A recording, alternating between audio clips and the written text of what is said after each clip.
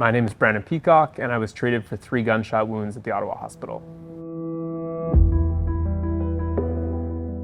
I was walking into the barber shop for a typical haircut at 5:45 p.m. after a corporate work day, and as I was walking into the shop, I got caught in the middle of a drive-by shooting.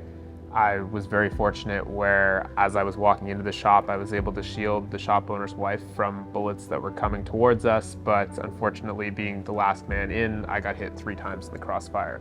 I was on site in about 15 minutes, so very, very quickly. I was rushed in there and I was told they actually cleared out a full floor for my case, and I remember there being almost 20, 30 doctors around me. It was a sea of doctors, which was incredible. And I remember one woman who was, I guess, the lead of the trauma team, was like a drill sergeant, but in the best possible way. And I remember having so much faith. At the time, you don't know what's gonna happen, right? There was a very real possibility in my head that I wasn't gonna wake up tomorrow morning, right? But as soon as I kind of heard her on my case leading the team, I felt a lot more confident in my likelihood of making it to the next day.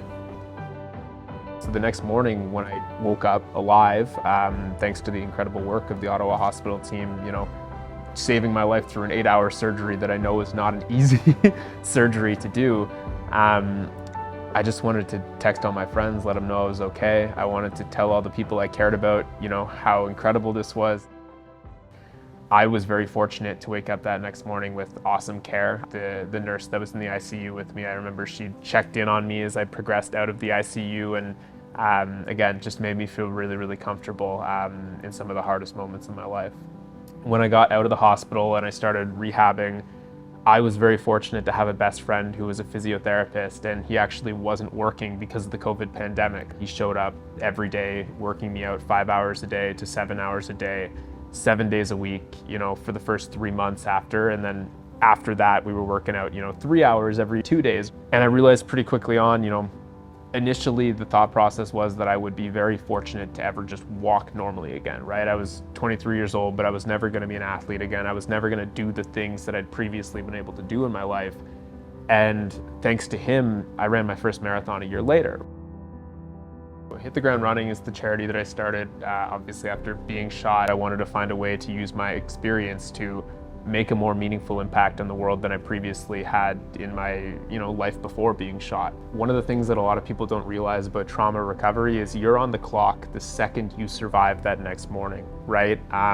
Especially if you have any sort of nerve damage related to your injuries.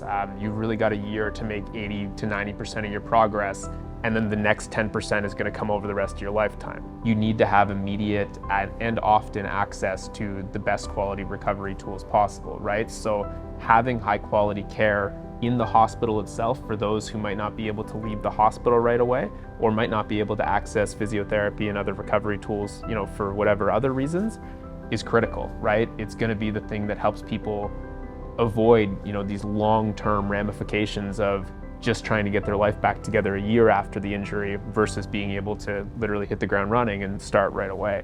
It's literally everything.